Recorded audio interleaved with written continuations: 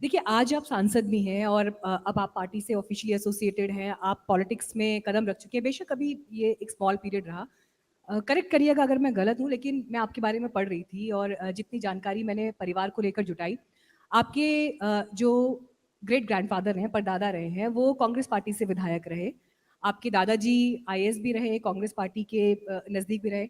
पिताजी को लेकर भी मैंने पढ़ा, लेकिन नहीं, वो आई एम नॉट श्योर। उस टाइम पे कांग्रेस ही जी, होती लेकिन थी। मैं ये जानना चाह रही हूँ, हाँ, ठीक है, मैं लेकिन ये जानना चाह रही मेरे हूँ। जो परदादा हैं वो फ्रीडम फाइटर थे, उन्होंने महात्मा गांधी जी के पास, जी, उनके पास हैंड रिटन लेटर है महात्मा गांधी के, जस्ट एक तो एक उस टाइम क्वेश्चन पे लूँगी मैं। सिर्फ कांग्रेस ही थी।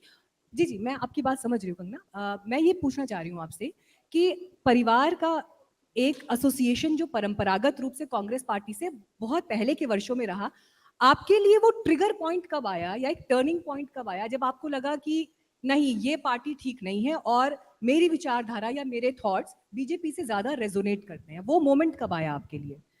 मोदी मोदी जब आए तो वो मोमेंट हमारे लिए आ गया।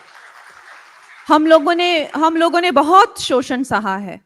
हम लोगों ने हर जगह, जब जब हम चाहे मुंबई गए हों, चाहे शहरों में गए हो, अंग्रेजी नहीं आती है, ये छोटे शहरों से हैं, इनको इंडस्ट्री से निकालो, ये छोटे लोग हैं, ये हम लोग वंशवादी हैं, हम लोग गोरी चमड़ियों वाले हैं, हमारे चाचा चाची जो हैं वो लंदन अमेरिका से हैं, हम लोग बड़ी मिक्स ब्रीड हैं, हम लोग ये हैं, हम लोग वो हैं। हम परेशान थे इस देश में, जो भारत और भारतीयता का जो दुर्दशा थी इस देश में।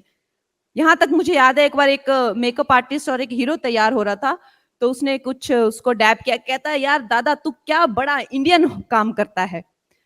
तो मुझे ऐसा अपमानित महसूस हुआ, और वो बात हमेशा मेरे साथ रही। बड़ा इंडियन, बड़ा देसी, अरे ये तो इंडियन मेक है, अरे ये तो भारतीय पुलिस है, अरे ये। और हमारी जो फिल्में भी होती थी, यूपी जो है रेप मर्डर का, जहां जाएंगे पुलिस के पास लेडी जाएगी, पुलिस उसको गैंग रेप करेगा। कब तक हम सहते, कब तक हमारा बुरा हाल था। और फिर भी लगता था कि देश को छोड़ के चले जाएं। 2009 2010 में मैंने अमेरिका में घर भी ले लिया, जो भी छोटे बहुत पैसे थे, एक कॉन्डो कैलिबसिस करके कैलिफोर्निया में। मैंने कहा क्या, कहाँ जाएं, कहाँ, इस देश की दुर्दशा देख के बहुत ज्यादा निराशावाद हो जाएंगे नहीं तो। और फिर उदय होता है एक ऐसी चेतना शक्ति का, जिसने जन जन में जो है भारतीय होने का एहसास दिलाया।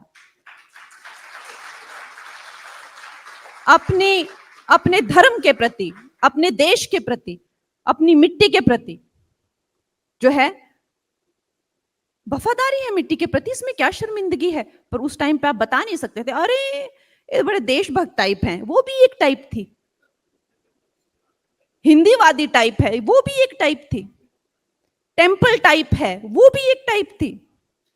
और अगर आप इन टाइपों में दिखेंगे तो आप पकड़े जाएंगे। हम परेशान थे, और फिर ऐसी चेतना शक्ति का उदय हुआ। और मैं नहीं कहूंगी कि वो मोदी जी तो कब से भटक ही रहे थे, कभी हिमालयों में, कभी कहीं, उनको कौन पूछता था। ये जो चेतना शक्ति है समस्त भारतवर्ष में आई, और उन्होंने बोले हम भारत को चुनेंगे, हम भारतीयों को चुनेंगे। और तभी तो मैं कहती हूँ हमें स्वतंत्रता मिली, हमें मानसिक स्वतंत्रता मिली, और हमें संवैधानिक स्वतंत्रता मिली, जब हमने अपने लोगों को चुना इस देश में। अगर आप ये वीडियो YouTube पर देख रहे हैं तो हमारे चैनल को सब्सक्राइब करें और बेल आइकन को दबाना ना भूलें। अगर आप Facebook पर ये वीडियो देख रहे हैं तो हमारे पेज को लाइक करें।